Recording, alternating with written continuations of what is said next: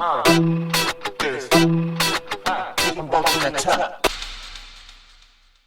to the Daily Sports Content Economy Podcast for Thursday, February 12, 2026.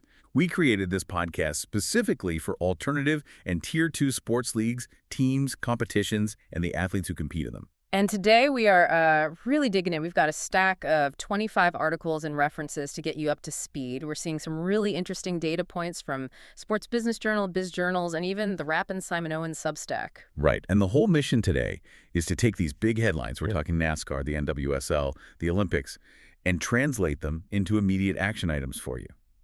The signal is, well, it's crystal clear. It is. The old model of just slapping a logo on a jersey, it's over. It's dead. Everything is pivoting to integrated content. Let's start with NASCAR then. According to Sports Business Journal, Body Armor just signed on as their, quote, official sports drink. Okay, fine. But this makes them the 57th sponsor for the 2026 season. 57. 57. Doesn't that just sound like noise? It sounds like clutter, but it's not. SBJ is calling this a strategy called stacking. And it's not just about selling more ads. It's actually a brilliant defensive play. Defensive how? Well, by stacking a big league level deal with their own deals with individual drivers, they did it with Ryan Blaney. Body Armor basically blocks any competitor. A rival drink can't get in. They own the entire vertical from the broadcast all the way down to the bottle in the driver's hand. Okay, I get the strategy for them, but let's be real. If I'm running a local gravel bike race, I don't have that kind of leverage. I certainly don't have 57 sponsorship categories to sell. So is this stacking idea even relevant? The scale isn't, but the mechanism is. The mistake smaller competitions make is they sell static things. You sell a spot at a water station, you put up a banner, and you just hope someone sees it. Right. The SBJ report kept hammering this idea of integrated content. So if you're that gravel race director, you need to repackage that aid station. Now, today, don't sell the table. Sell the what then? Sell a hydration lab. A hydration lab. So like a content zone.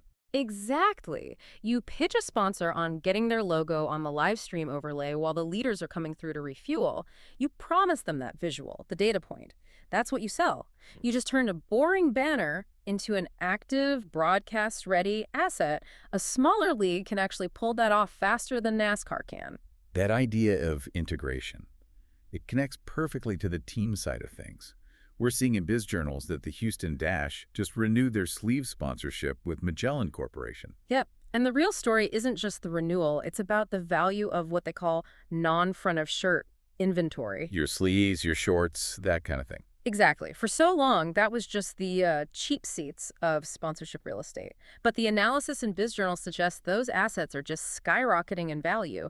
But there's a catch. There always is. Is it just inflation or is something else going on? The bundle is changing. The value isn't just the little patch on the sleeve anymore. It's the guarantee that the sleeve shows up on social media. High-value deals now require guaranteed player storytelling. Oh, that sounds like a total nightmare for a general manager of a small club. You're basically telling me they have to turn their athletes into a content agency? Yeah. Players usually hate that stuff. Mandatory commercial posts. It never goes over well. It creates friction, I'm not going to lie. Yeah. But that's the market in 2026. If you want top dollar for that sleeve patch, you have to build a rate card that has guaranteed TikToks or Reels from players wearing the kit. So the team has to get involved in production. You have to. You lower the burden on the athlete, basically hand them the finished content and just say, post this. If you're not bundling the media with the jersey patch, you are leaving, 40% of the value on the table? And speaking of facilitating production. Yeah. That takes us right to the creator economy news from the Rapp and Simon Owens. NBC is launching a creator collective for the Olympics, and the NBA is going all in on creators. And this creates such a weird paradox for smaller leagues, doesn't it? NBC can fly creators out, wine and dine them. A niche sport, though. They usually treat creators like they're a nuisance. Oh, completely. Making them beg for a media pass because they're not traditional press. I see it all the time. So how does a bootstrapped league even begin to compete with the NBA on this? You compete by being smarter, not richer. You lower the barrier to entry. You don't need a huge budget. You just need to be organized. The big takeaway from the Simon Owens piece is that creators just need raw materials. So every Tier 2 league needs to build a, what? A welcome package. A creator content kit. Mm-hmm. And you should build it today. What's in the kit? The basics.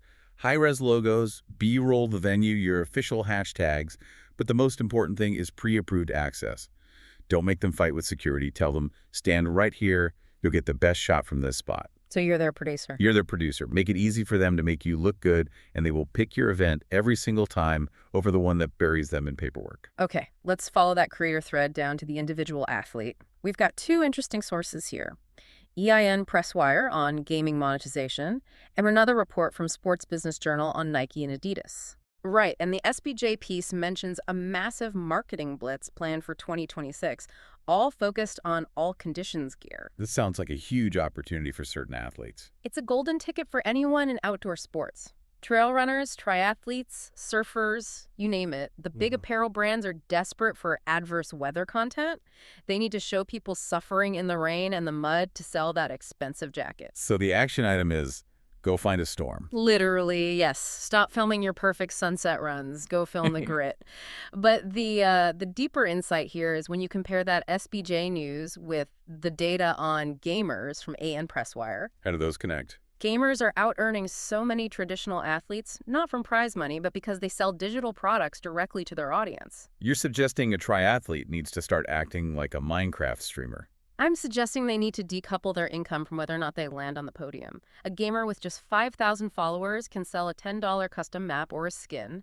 An athlete with 5,000 followers is usually just waiting for a brand to send them a free pair of shoes. So the move is to launch a product. A simple digital product. A PDF training plan, a race day checklist, a guide to local trails, something you can sell for $10, $20. It shifts the athlete from just being a billboard into being a utility, a resource. Precisely. The EIN data proves you don't need a massive audience. You just need a small, high-intent audience. A cyclist selling a $50 training guide to just 100 people makes more money than an influencer with 50,000 followers waiting on ad revenue. So whether it's NASCAR stacking sponsors or an athlete selling a PDF, the theme is the same. The real money is in owning your own content ecosystem. It is. Which leaves us with a final thought for everyone listening. If a gamer in their bedroom can build a real recurring revenue stream from digital products, why are so many professional Tier 2 athletes still waiting for a shoe deal to validate their career? A serious question to think about for 2026.